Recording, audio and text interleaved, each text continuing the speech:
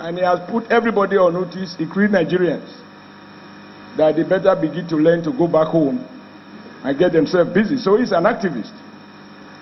So activism is not synonymous with progressivism, with being progressive. People assume that once you are an activist, you are politically on the left. There are also people who are...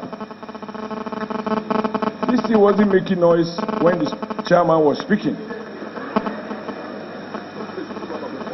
And I hope somebody is not trying to organize a protest there. Protest has been banned until I leave government.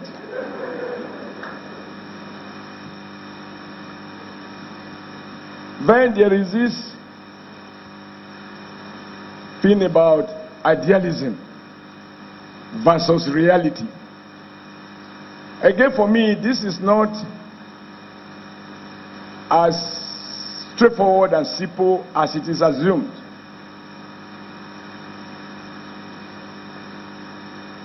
Idealism will appear, I mean, listen to the chairman, he has adopted the typical day-to-day usage of that word.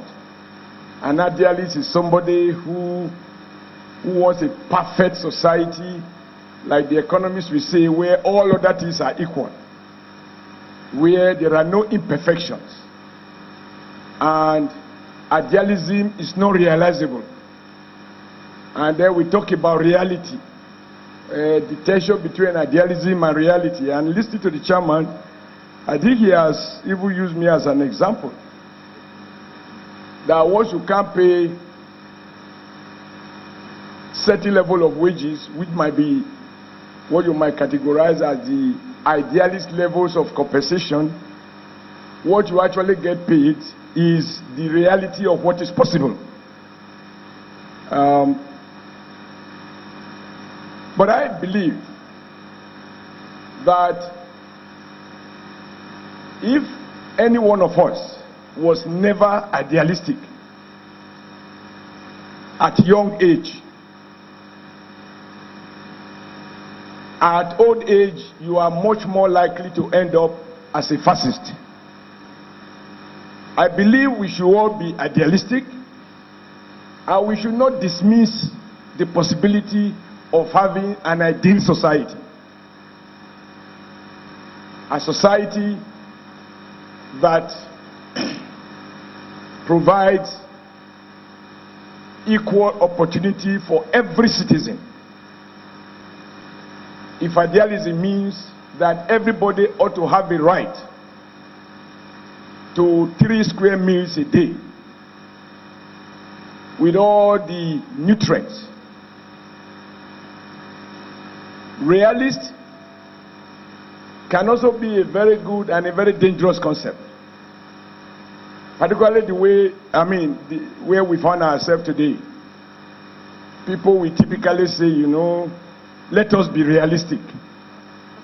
Like the chairman tried to say, we can't afford these levels of minimum wage.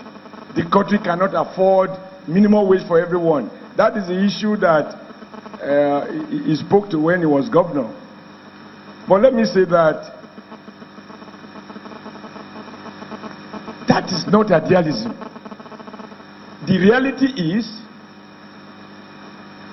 that the ruling class, I being temporarily associated with them for the purpose of studying them, understanding their methods, how they operate, all the hidden tricks that they use to manipulate and control society.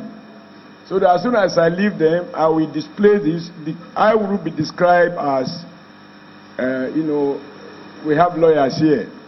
Hearsay. I will be an insider.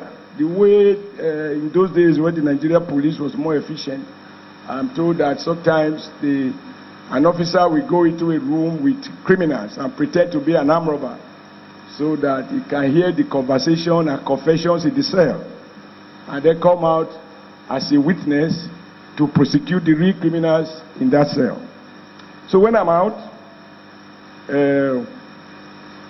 I will be able to say, you know, I know what you did that night. I know how much you consumed.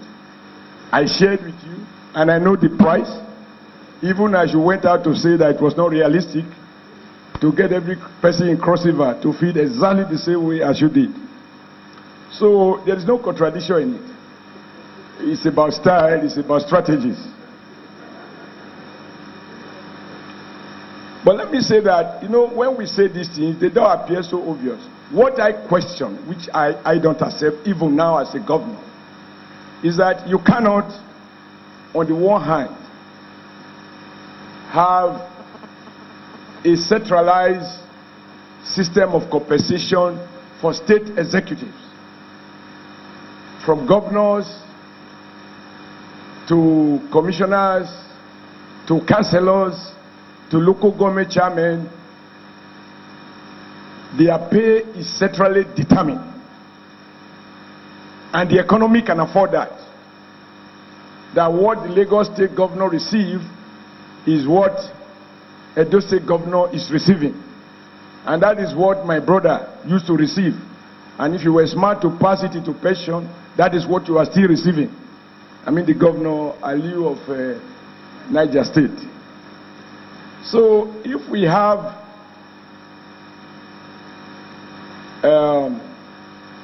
a national compensation for all governors, how can those governors turn around to question the wisdom of having a national minimum wage? If there is a national wage structure for all governors, for all assemblymen, for all senators, for everyone. It is that selective application of the principle of federalism that I found extremely offensive and unacceptable. And even today, I remain firm that we must maintain a national minimum wage. We must find a way to incrementally adjust it to reflect the cost of living, and that it is the duty of government as employer and private sector employers to look for the resources to pay those they have hired to work, whether in private or public sector. There is no contradiction on it even now.